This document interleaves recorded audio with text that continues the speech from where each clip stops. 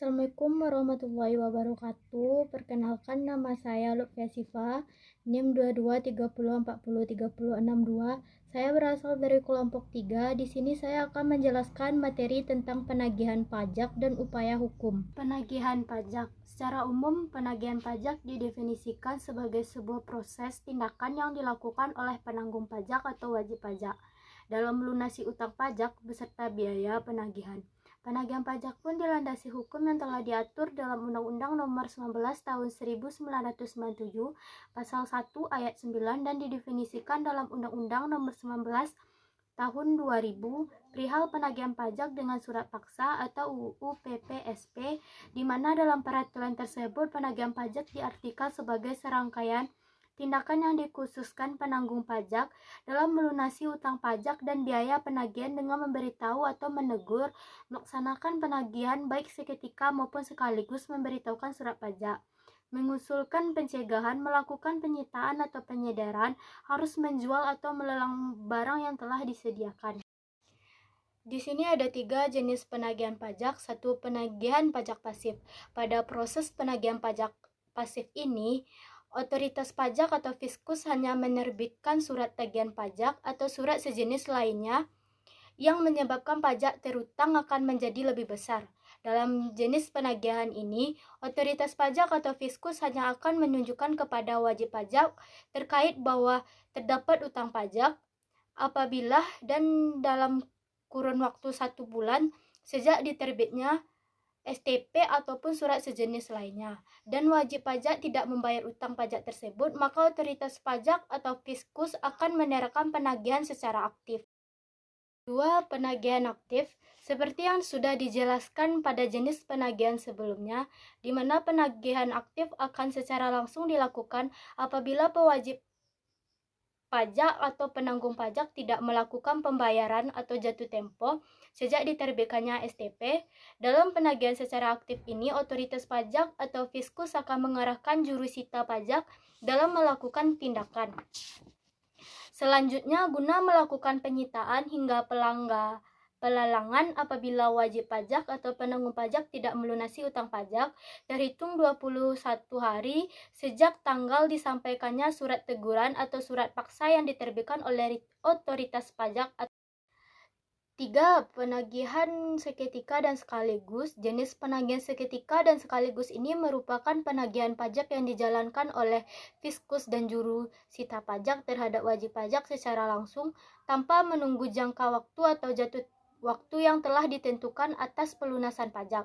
Jenis penagihan pajak ini mencakup seluruh proses penagihan pajak apabila seseorang wajib pajak tidak memedulikan hal tersebut atau menunggak kewajiban perpajakan tersebut, maka wajib pajak dapat dikenakan sanksi atas kelalaiannya dalam menataati proses atau tata cara dalam penagihan pajak. Jangka waktu penagihan pajak tersebut yakni dalam kurun waktu 5 tahun sejak penerbitan dasar penagihan pajak, namun proses tersebut dapat tertangguh. Upaya hukum. 1. Keberatan. Ketika wajib pajak memperoleh suatu surat ketetapan pajak dan merasa tidak puas atas ketetapan pajak yang dikeluarkan oleh kepala daerah, perbedaan pemahaman tersebut dapat mengakibatkan perbedaan penghitungan pajak yang berbeda. Apabila wajib pajak berpendapat bahwa jumlah rugi, jumlah pajak, dan pemotongan atau pemungutan pajak tidak sebagaimana mestinya, wajib pajak dapat mengajukan upaya hukum berupa keberatan. Keberatan itu sendiri merupakan suatu hak yang diberikan oleh hukum pajak kepada wajib pajak sebagai upaya mendapatkan perlindungan hukum melalui lembaga keberatan. Sebagai suatu hak, pengguna upaya hukum keberatan ini bergantung pada kehendak wajib pajak untuk menggunakan atau tidak, karena tidak terdapat sanksi hukum yang dikarenakan bila mana upaya hukum keberatan ini tidak digunakan. 2. Upaya hukum banding. Upaya hukum banding merupakan kelanjutan dari upaya hukum keberatan. Dapat dikatakan bahwa tidak ada upaya hukum banding jika tidak melalui tahap upaya hukum keberatan, karena diajukan banding adalah surat keputusan keberatan yang tidak cukup memberikan rasa keadilan terhadap surat keputusan keberatan yang diterbitkan akan menjadi dasar yang diajukan upaya hukum banding ke pengadilan pajak. Upaya hukum banding sebagai upaya hukum yang bersifat biasa yang memberikan peluang untuk mempersoalkan surat keputusan keberatan di tingkat pengadilan pajak. Pengadilan pajak memiliki kompetensi atau kewenangan untuk memeriksa, mengadili, dan memutuskan sengketa pajak. 3. Upaya hukum gugatan.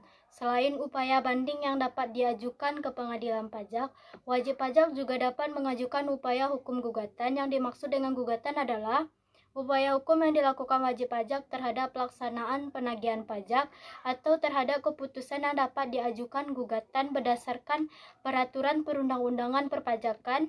Yang berlaku untuk dapat mengajukan gugatan harus dipenuhi syarat-syarat sebagai berikut yang diatur dalam pasal 40 Undang-Undang Pengadilan Pajak, antara lain 1. Gugatan diajukan secara tertulis dalam bahasa Indonesia ke pengadilan pajak.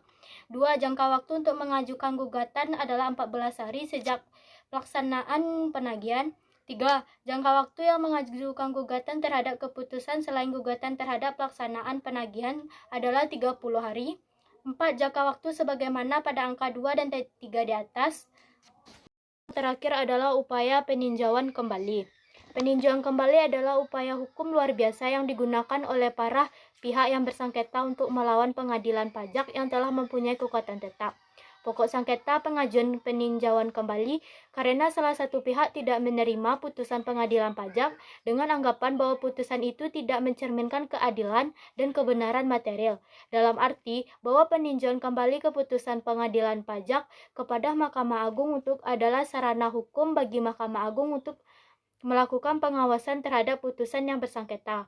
Permohonan upaya peninjauan kembali putusan pengadilan pajak kepada Mahkamah Agung tidak hanya diajukan dalam bentuk tertulis dengan menggunakan bahasa Indonesia dan melampirkan bukti-bukti, tapi harus juga memenuhi beberapa alasan yang mendasari permohonan peninjauan kembali, sebagaimana dimaksud dalam pasal 91 UU Diljak. Hanya itu yang dapat saya sampaikan. Apabila masih ada kekurangan, saya mohon maaf. Saya sudahi dengan Assalamualaikum warahmatullahi wabarakatuh.